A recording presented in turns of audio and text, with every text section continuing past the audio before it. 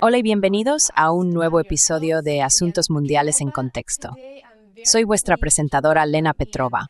Hoy me complace mucho dar la bienvenida a Ian Proud, ex diplomático británico con 24 años de experiencia.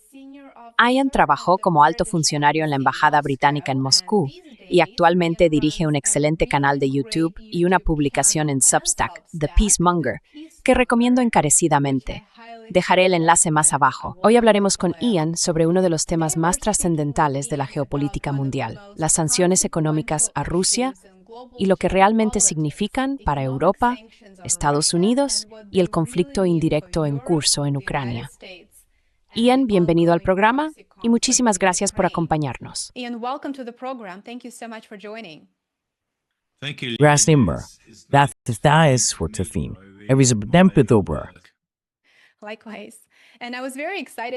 Igualmente, yo también estaba muy entusiasmado con esta conversación porque no se me ocurría un experto mejor para hablar sobre las sanciones a Rusia. Usted participó directamente en el proceso de imponer sanciones durante su carrera diplomática. La UE comenzó a sancionar a Rusia en 2014 y desde 2022 la UE y el Reino Unido han adoptado 19 paquetes de sanciones distintos dirigidos a varios sectores de la economía rusa. Mientras tanto, las economías europeas han estado en declive. Por ejemplo, solo un ejemplo rápido, según el Banco Mundial, el crecimiento del PIB real en Alemania el año pasado fue del 0,2%. Eso es absolutamente insignificante. Francia creció un 0,6% e Italia un 0,5%. PIB real de Rusia creció un 0,9%. Y a pesar de la abundante evidencia de que las sanciones occidentales resultan contraproducentes, que simplemente no funcionan, estaba a punto de aprobarse el 20º paquete de sanciones. Pero, por supuesto, la única voz sensata en la UE, Hungría, lo vetó. ¿Y en qué opinas de estos intentos continuos de sancionar a Rusia mientras las economías europeas están sufriendo las consecuencias?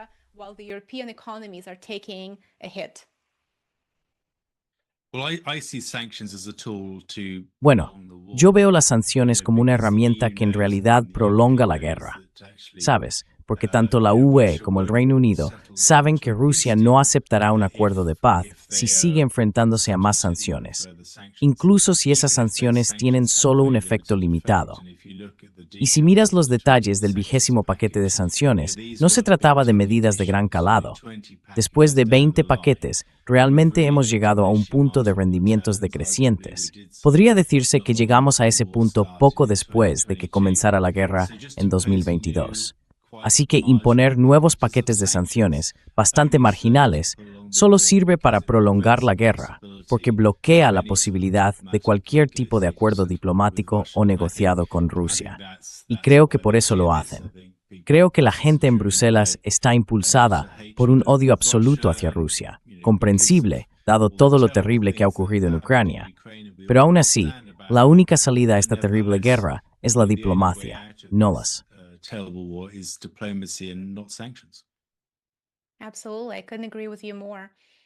Absolutamente. No podría estar más de acuerdo contigo. Por supuesto, en política exterior, las sanciones económicas se han convertido en un elemento básico de la política estadounidense y europea desde hace décadas, a pesar del realmente trágico, impacto sobre las poblaciones civiles de los países sancionados. Estrangular económicamente a los estados no alineados es posiblemente parte de la guerra híbrida y claramente tiene como objetivo causar daño a los civiles del país objetivo y desestabilizar al Estado desde dentro para coaccionarlo a tomar ciertas medidas que de otro modo no adoptaría. Hemos visto ese escenario en Siria, en Libia, en Cuba y también en Irán. Pero Rusia ha demostrado ser diferente. ¿Crees que las sanciones europeas han tenido algún tipo de influencia significativa o algún efecto intencionado relevante sobre el curso de acción militar de Rusia?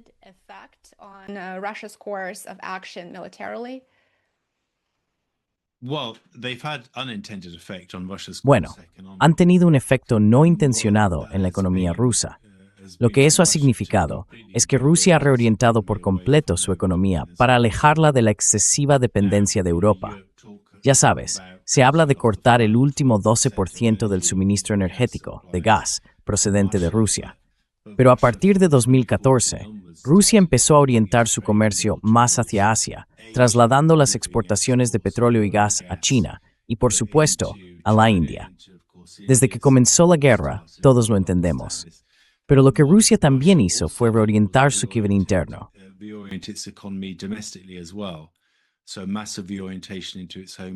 Así que una gran reorientación hacia su sector agrícola nacional, por ejemplo, una gran consolidación de su sector industrial de defensa bajo Vostok y cosas por el estilo. Ha habido, por tanto, una reorientación tanto internacional como interna del modelo económico de Rusia, provocada como consecuencia no intencionada de las sanciones impuestas por la Unión Europea y el Reino Unido. Y ahora, si observamos el impacto en la propia guerra, las sanciones no han tenido ningún efecto sobre ella, salvo prolongarla. Porque mientras el Estado ruso sienta que Occidente libra una guerra económica, un tipo de guerra híbrida, como dices, contra ellos, no tendrá ningún incentivo para buscar la paz.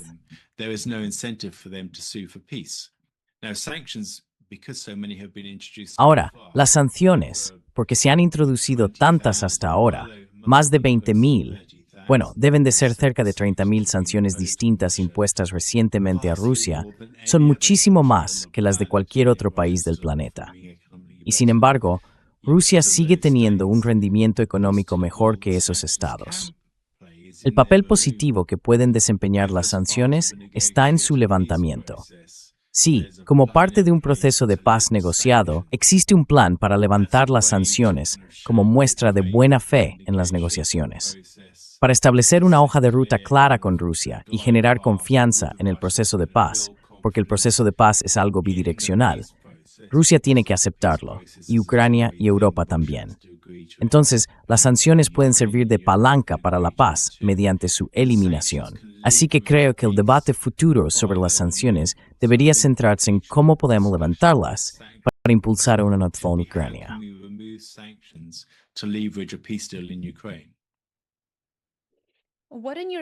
¿Qué en tu opinión hace que Rusia sea diferente en este periodo de situaciones económicas westernamente claves?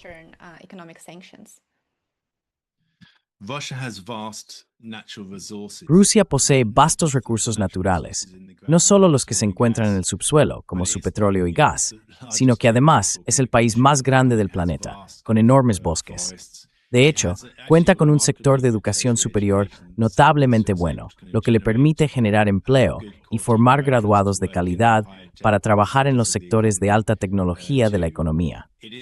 Es, en definitiva, un país muy sofisticado, con una base de recursos sólida de la que puede valerse, no solo para satisfacer sus propias necesidades internas, sino también como parte de su modelo de crecimiento económico basado en las exportaciones. Así que, a diferencia de países como Cuba o Siria, que realmente no cuentan con el tamaño de población, la geografía o los recursos naturales, Rusia dispone de los tres. Y resultó una fuerza y una resiliencia extraordinarias de las que puede cuando se enfrenta a presiones económicas externas.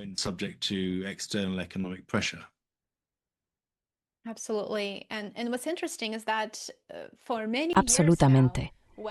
Y lo interesante es que desde hace muchos años, los medios de comunicación occidentales tradicionales, hay tantos y tan diversos, han estado promoviendo la idea de que, debido a las sanciones, la economía rusa está prácticamente al borde del colapso. Si no ocurre hoy, ocurrirá mañana, que se está derrumbando, ya sabes, utilizando microchips de lavadoras y todo ese tipo de cosas.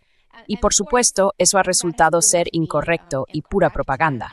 Pero normalmente evitan informar sobre el declive de las economías europeas debido al aumento de los costes energéticos, a la desvinculación, por así decirlo, de la energía rusa y de otros tipos de cooperación con Rusia, entre muchos otros factores. Y dado que tú estás en el Reino Unido, y creo que tu opinión sería muy valiosa al respecto, ¿cómo lo ves? ¿O qué tan significativo ha sido el impacto en las economías europeas en comparación con Rusia?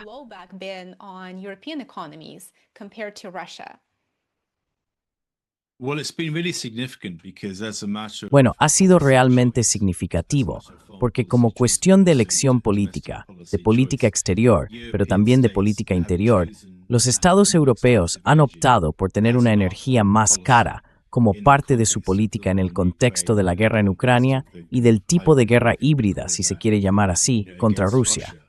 Así, las economías europeas han decidido asumir mayores costes energéticos porque no quieren energía más barata procedente de Rusia. Esto ha llevado, por ejemplo, en Alemania, a la pérdida de más de 250.000 empleos industriales desde 2019, una contracción de la fuerza laboral de aproximadamente un 4,3%. Debido al cierre de fábricas, las industrias alemanas se han trasladado a otros países de Europa, como Hungría, que sigue comprando petróleo y gas a Rusia.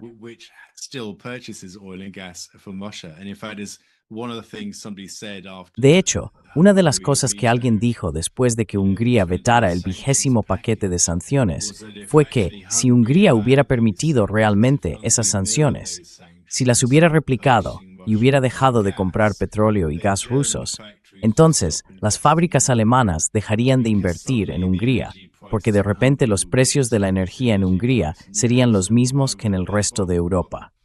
Así que, ¿para qué iban a molestarse? El otro factor es que los precios de la gasolina se duplicarían de la noche a la mañana en Hungría, y los precios de la energía doméstica se triplicarían o incluso cuadruplicarían. ¿Y qué gobierno nacional, qué gobierno elegido democráticamente, elegiría imponer precios más altos a su economía y a sus ciudadanos como cuestión de política exterior?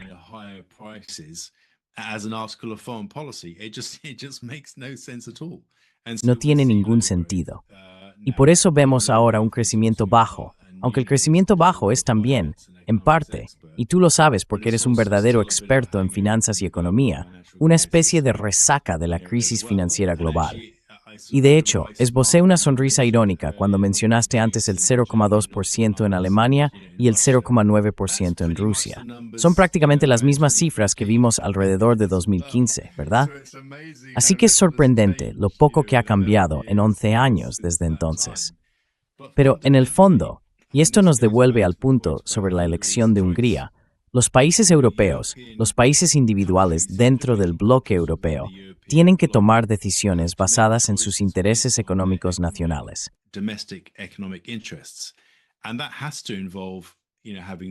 Y eso tiene que implicar, ya sabes, tener precios de la energía más bajos para reindustrializar y reforzar sus economías. Y también tiene que implicar una conversación sobre volver a comprometerse económicamente con Rusia, debido a los inmensos beneficios de la energía de bajo coste. ¿Por qué iba a pensar sensatamente cualquier economía europea que hay un argumento económico sólido para comprar gas natural licuado a Estados Unidos a 2 o 3 veces el precio del gas por tubería procedente de Rusia?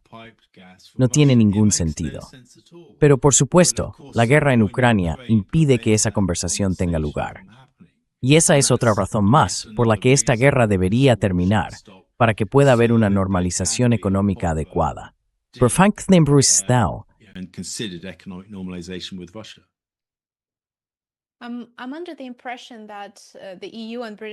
Tengo la impresión de que la UE y los políticos británicos están librando esta guerra económica contra Rusia puramente por simbolismo, porque no existen otros métodos para lograr el objetivo previsto de debilitar a Rusia, y las sanciones están claramente resultando contraproducentes, pero parece que la UE y Gran Bretaña las están utilizando, como mencionaste, para hacer ruido de alguna manera, mientras que el verdadero objetivo es bloquear los esfuerzos de paz, porque de algún modo así pueden justificar seguir financiando la guerra en Ucrania, la guerra por delegación en Ucrania. Pensaría que las élites políticas de Bruselas y Londres deben temer perder su mandato en algún momento del futuro, pero los tambores de guerra suenan claramente más fuerte que cualquier voz sensata en Europa en estos días.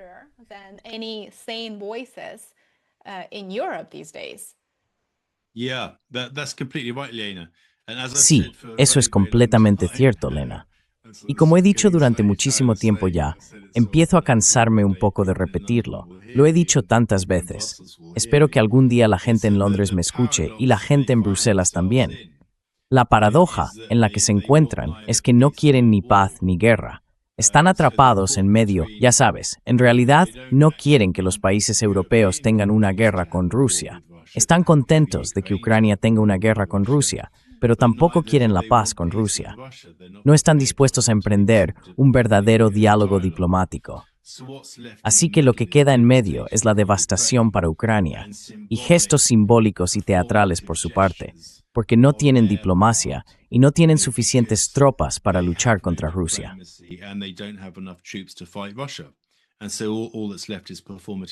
Y así, todo lo que queda es un ruido blanco performativo, como dices. Y eso es una gran tragedia, ¿sabes?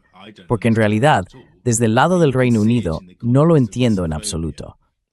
Pero se puede ver en el contexto de la rusofobia, que tiene sus raíces en la historia, el gran juego, el Imperio Británico y todas esas cosas. Eso lo entiendo más o menos. Sin embargo, hay un motor político y económico más cínico en la UE. Y es que cuando termine la guerra en Ucrania, el gran espectro de la adhesión de Ucrania a la UE volverá a aparecer. Y eso podría resultar más costoso para la UE que simplemente pagarle a Zelensky 90.000 millones de vez en cuando para mantener la guerra en marcha. ¿Ves?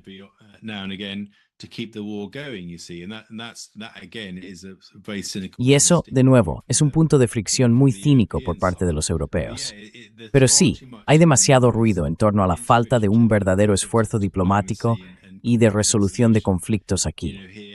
Y cuando se trata de perder los mandatos, el punto que mencionaste al principio, creo que los políticos tienen miedo. Por supuesto, nadie eligió a Ursula von der Leyen ni a Charles Michel.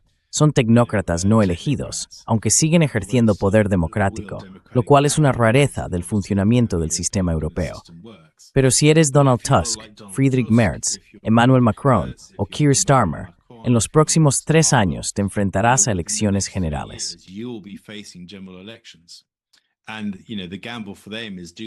Y ya sabes, la apuesta para ellos es, ponen fin a sus pérdidas con la guerra ahora y admiten ante sus electorados que han fracasado en un momento en que su popularidad ya está cayendo. O esperan lo mejor, mantienen la guerra y aguardan esa especie de derrota estratégica mítica de Rusia para poder decir que tenían razón desde el principio, pero eso nunca va a suceder. Así que están atrapados. Y creo que todos se enfrentan a una aniquilación electoral. Realmente lo creo. Un nuevo tipo de política y un nuevo tipo de democracia empezarán a aceptar por Europa. A menos. Eso es lo que espero.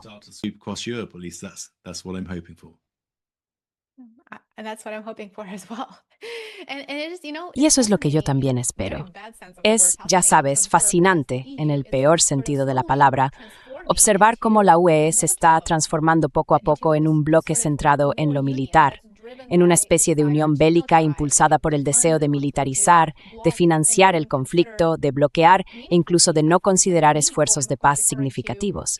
Y por significativos me refiero a negociaciones de paz que no solo se centren en la reconciliación entre Ucrania y Rusia, porque eso sería un desafío enorme dado el peso de la Ucrania occidental en Kiev en este momento y las fuerzas pronacionalistas, sino que también reconozcan que para que haya negociaciones de paz es necesario tener en cuenta los intereses de seguridad de Rusia. De algún modo, hay que crear de cómo construir una arquitectura de seguridad asiática o asiática en Eurasia, que ojalá conduzca a la paz y a una fuerza de negociado en Ucrania.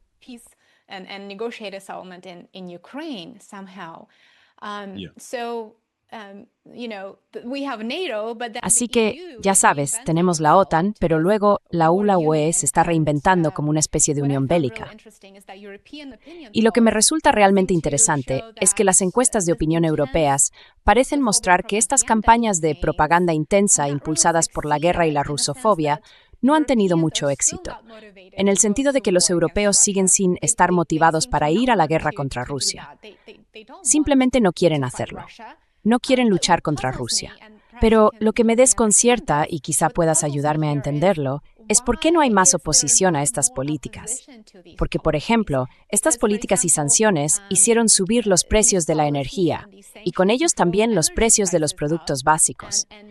Así que, supongo, un europeo medio se ha visto directamente afectado por estas políticas. Entonces, ¿por qué no vemos más oposición a ellas?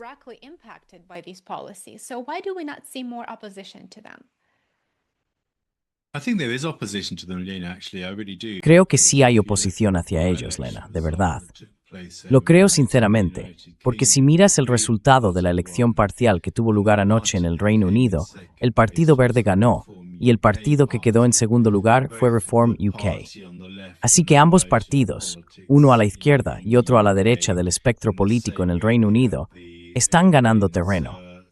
Es similar a lo que ocurre en Alemania, donde tienes a AfD en la derecha y al nuevo partido de Sarah Wagenknecht en la izquierda, como alternativas a los partidos tradicionales, el SPD y la CDU en Alemania, y los laboristas y conservadores en el Reino Unido. Y creo que, a medida que los ciudadanos se sienten cada vez más engañados por los partidos políticos tradicionales y mayoritarios, esas alineaciones políticas están empezando realmente a cambiar en Europa.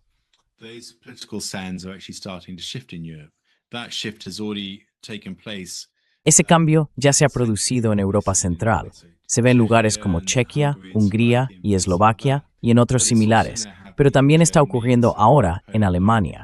Está ocurriendo posiblemente en Polonia, está ocurriendo en Francia y en el Reino Unido. Así que creo que hay una mayor conciencia entre los votantes comunes. Sin duda, lo vimos en el resultado de las elecciones parciales en el Reino Unido anoche. La gente quiere que sus gobiernos se centren en las prioridades nacionales y que tengan una política exterior que enfatice la coexistencia pacífica y mutua con otros estados. Ahora bien, si volvemos a la dimensión europea, ya sabes, la gente suele hablar de la OTAN como una especie de paraguas de seguridad para Europa.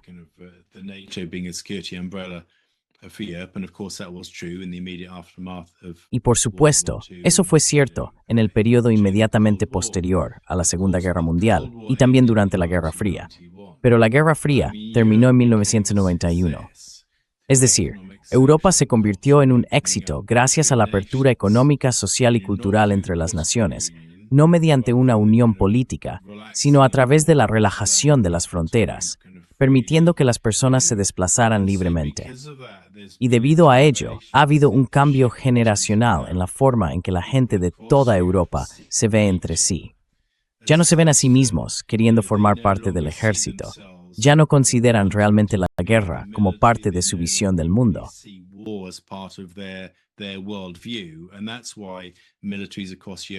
Y por eso los ejércitos de toda Europa tienen dificultades para reclutar suficiente personal, porque los jóvenes de hoy, como yo, queremos paz, no guerra. ¿Y quién no? Creo que, al entrar en el siglo XXI, la gente ha sentido los beneficios del auge económico, social y cultural de la Unión Europea durante su primera fase de desarrollo. La generación más joven realmente no tiene ningún recuerdo de la Segunda Guerra Mundial y se siente menos vinculada a esa memoria histórica. La gente quiere paz, y creo que eso está contribuyendo a alimentar el cambio de las arenas políticas en toda Europa, porque miran a sus líderes y todo lo que parecen hacer es hablar de estas guerras perpetuas.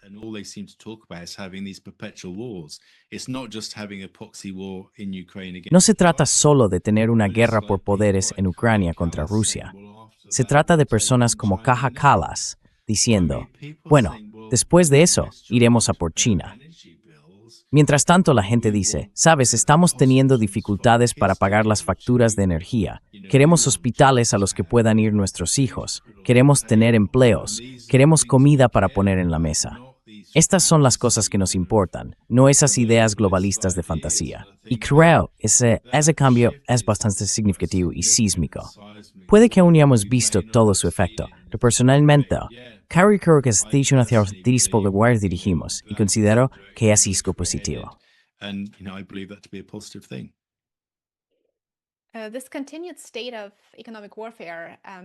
Este estado continuo de guerra económica ha empujado, como mencionabas, a Rusia a acercarse a socios económicos no occidentales como China, India y, en general, al sur global o al bloque de los BRICS. Estados Unidos tuvo en su momento una estrategia para mantener a Rusia y China lo más alejadas posible, pero parece que las políticas actuales han logrado precisamente lo contrario. Han contribuido a que Rusia y China se alineen en ciertos intereses y esa alineación para estar fortaleciéndose. Así que me pregunto, ¿hasta qué punto se sienten amenazados Europa o el Reino Unido por estos lazos entre Rusia y China como resultado de sus propias políticas?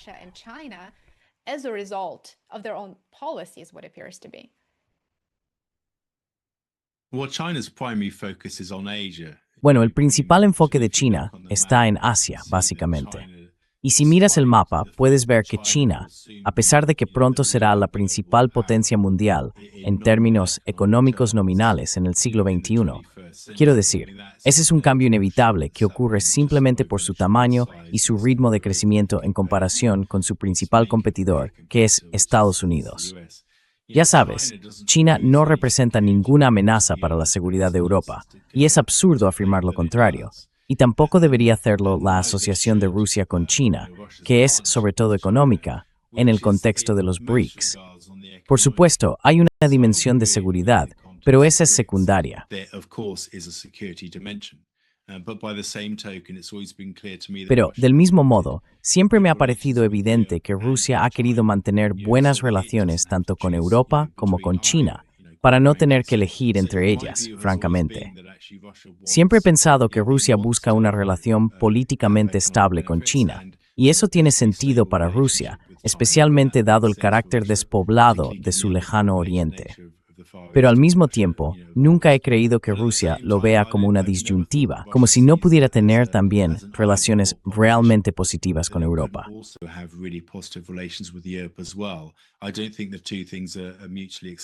No creo que las dos cosas sean mutuamente excluyentes. En realidad, fue Vladimir Putin quien muy al principio de su mandato como presidente mostró interés en promover la idea de Lisboa a Vladivostok. Esa idea de una zona económica euroasiática común, sin toda la carga política de los valores, la asociación oriental, y ese tipo de cuestiones, sino centrada puramente en los aspectos económicos, sociales y culturales. Los elementos que, en su fase inicial de desarrollo, lower ways, tuberes exit and inevitbles excessivamente tiempo y suradaptadme.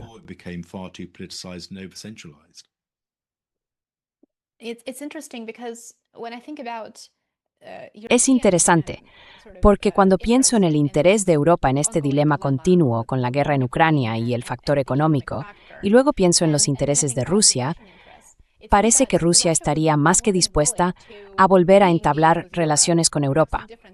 Quizás en términos diferentes a los de antes, por supuesto, porque se ha perdido la confianza, y la retórica constante en Europa solo apunta a una mayor confrontación con Rusia. Pero sí parece que, para el presidente Vladimir Putin, su visión es que está abierto al diálogo con cualquier actor racional.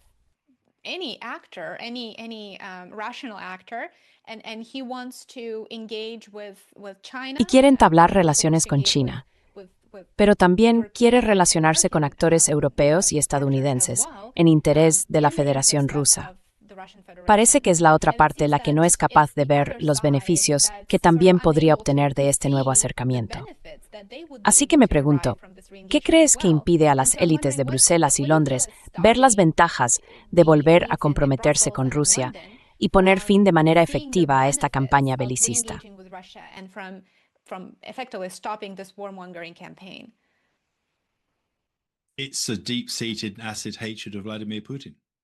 Es un odio profundo y corrosivo hacia Vladimir Putin. Y es así de simple.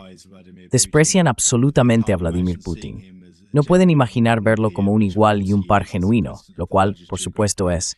Es el presidente del país más grande del mundo en términos geográficos, con inmensos recursos, el mayor arsenal nuclear, un ejército claramente probado, fortalezas económicas y una población sólida. Pero no se trata solo de rusofobia. Me temo que también es putinofobia. Y me duele admitirlo, porque como suelo decir, la diplomacia no trata de amistad.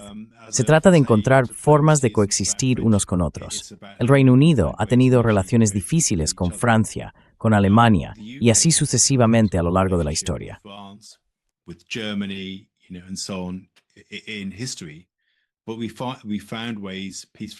Pero encontramos formas de coexistir pacíficamente entre nosotros, y eso debería ser posible, ya sabes, con la Federación Rusa, esté quien esté al mando. Y bueno, volviendo al punto que mencionabas sobre que Rusia está preparada para entablar un diálogo, quiero decir, esa es también mi impresión. El mejor evento al que solía asistir cada año cuando estaba destinado en Moscú era el Foro Económico Internacional de San Petersburgo. Era, por así decirlo, el gran escaparate económico anual de Vladimir Putin, justo en pleno verano, en junio, Una época fabulosa para visitar San Petersburgo, una ciudad absolutamente preciosa. Siempre ha existido esa apertura para mantener una relación real con todos los socios asiáticos, con los europeos, con los estadounidenses, y esa apertura sigue existiendo.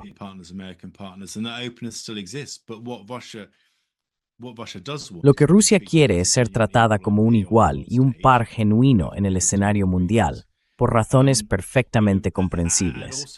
Y también que no haya cargas políticas en el diálogo, ninguna agenda en la que Rusia sienta, y esto se remonta a los acuerdos de Helsinki de principios de los años 70, que de algún modo, al volver a entablar relaciones, intentamos reformar o mejorar a Rusia de alguna manera, mejorar su sistema de valores, su base democrática y todo ese tipo de cosas.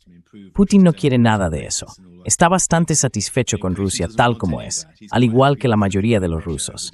Quiere que se respete la soberanía de Rusia, pero que en los ámbitos económico, social y cultural, todas estas naciones se relacionen como iguales, socios y, con suerte, amigos.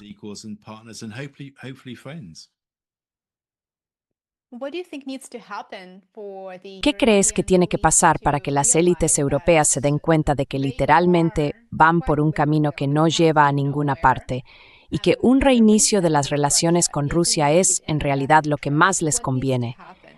¿Qué debe cambiar para que este cambio de mentalidad o esta nueva forma de pensar influya realmente en su política exterior en el futuro? No habitats a Coca-Colas. Nunca tours Marathon. Estaría de acuerdo, Inés. Aunque está leyendo libros. Está leyendo muchos libros, dijo. Así que debe de... Sí, y también bebiendo cócteles, por lo visto. Parece que también le gusta beber. Y leer cosas del universo cinematográfico de Marvel, además. Vaya, es todo un portento intelectual, ya sabes, esa persona. Pero lo que tiene que ocurrir es una limpieza de todas esas figuras rusófobas y antidemocráticas, y que las arenas democráticas se desplacen, y que las empresas europeas tengan un papel más activo a la hora de defender la necesidad de un compromiso económico. Y que cuando la guerra termine, como espero que sea pronto, se reabran las fronteras, para que la gente corriente de Europa pueda visitar Rusia cuando quiera, y para que la gente de Rusia pueda visitar Europa sin ser acosada siempre que lo desee.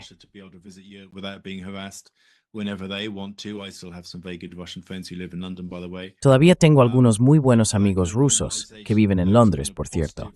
Y para que ese tipo de normalización, esas influencias positivas, empiecen a abrirse camino. Pero hasta que nos deshagamos de los Kaja Kallas, Ursula von der Leyen, Friedrich Merz, Keir Starmer, no habrá realmente ningún tipo de cambio político. No lo veo posible. Puede que haya una cierta renormalización marginal, pero el riesgo, por supuesto, desde que Ucrania se una a la ONU, retomando tu punto sobre la unión bélica, es que ahora resulta cada vez más difícil ver alguna diferencia entre la ONU y la OTAN. Son casi como siameses.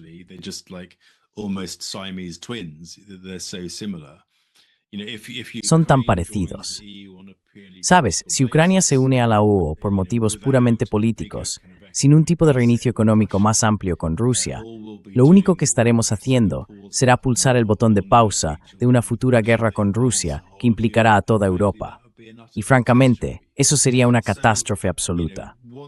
Así que una vez que cambiemos esta mentalidad, si es que podemos cambiarla, tiene que haber, como parte de un proceso de paz genuino y duradero para Ucrania. Tiene que haber una conversación seria sobre el reinicio económico con Rusia, porque sin eso, el futuro se verá sombrío para todos nosotros.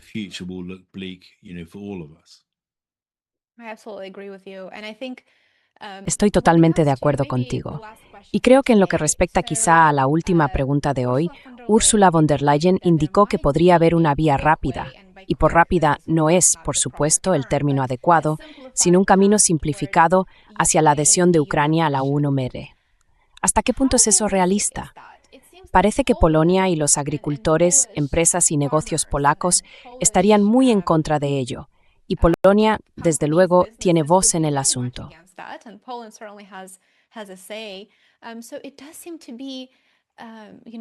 Así que parece ser, ya sabes, o bien una especie de zanahoria que se agita delante de los ucranianos, o realmente Este es el rumbo que sigue la UE, incorporar a Ucrania a la Unión sin resolver de verdad las cuestiones fundamentales que la sociedad ucraniana necesita abordar, como la reconciliación con Rusia, el establecimiento de fronteras, la recuperación económica, el desarrollo de infraestructuras, la reconstrucción y todas esas cosas. Entonces, ¿por qué estamos hablando de incorporar a Ucrania a la UE cuando hay tantos otros asuntos que requieren una negociación, una inversión y un tiempo considerables para resolverse primero?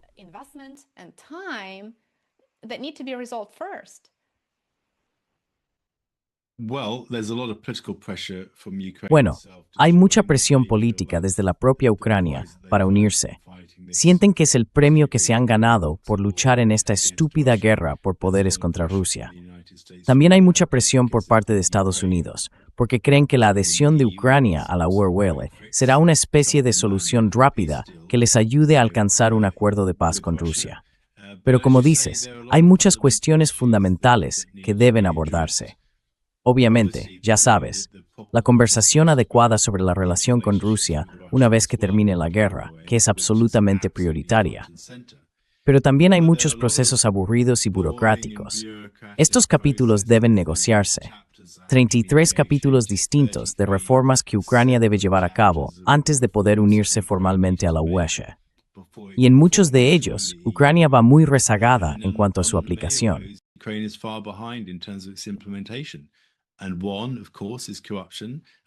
Y uno, por supuesto, es la corrupción. Otro es la reforma judicial. Hay toda una lista de ellos. Menos de un tercio de esos 33 capítulos muestran a Ucrania en una buena posición, casi lista para llegar a un acuerdo. Así que el proceso de negociar y llevar a cabo las reformas que Ucrania necesita para estar completamente preparada para unirse a la UE podría llevar varios años. Además de eso, el presupuesto europeo está prácticamente fijado hasta 2034, por lo que no permite ofrecer subsidios adicionales a Ucrania si se uniera. Si Ucrania se uniera en 2027, vería que no recibe los mismos subsidios que Polonia. De hecho, es probable que Polonia se opusiera a que Ucrania recibiera subsidios debido al problema de los agricultores que mencionaste hace un momento.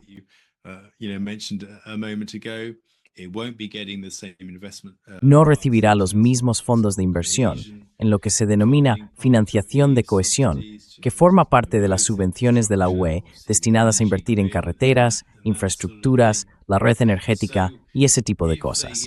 Así que, si entran en 2027, bueno, en primer lugar, eso supone que la guerra habrá terminado para entonces, y no hay ninguna garantía de que así sea. Como mucho, podrán tener una bandera sobre sus edificios y Zelensky, o quien sea elegido, porque personalmente no creo que Zelensky sea elegido una vez que termine la guerra, es una de las razones por las que continúa. Pero ya sabes, el presidente asistiendo realmente a todas las reuniones de la UE. Bueno, Ucrania parece asistir a todas las reuniones de la UE, de todos modos.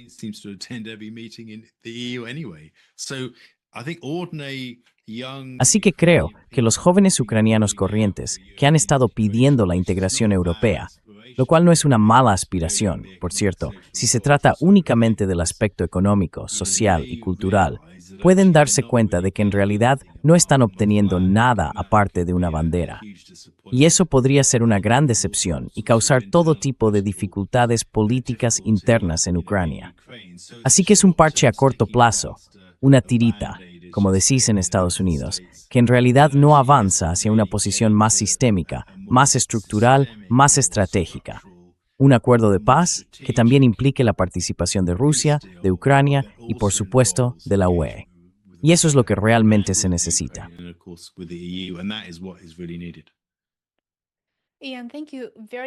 Ian, muchísimas gracias por acompañarnos hoy. Por favor, seguidle en YouTube y Substack. The Peacemonger es un proyecto maravilloso y creo que todos necesitamos ser promotores de la paz. Espero volver a tenerte en el programa.